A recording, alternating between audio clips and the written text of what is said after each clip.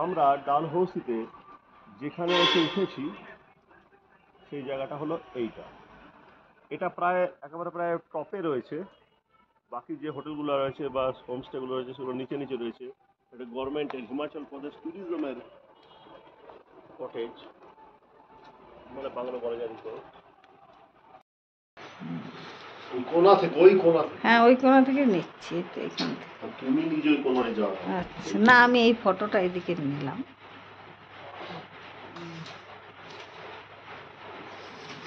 এই যে আমাদের রুম।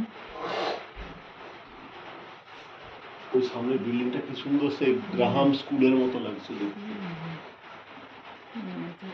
জানালা দিয়ে দেখা যাচ্ছে, টিভি চলছে।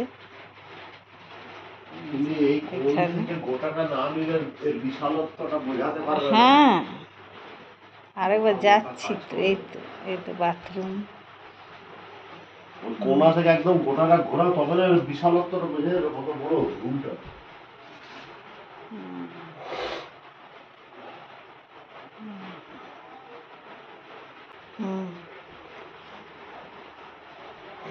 আর এখানে খুব সুন্দর আছে, দেখলে পড়ে যাবে নিচে আছে।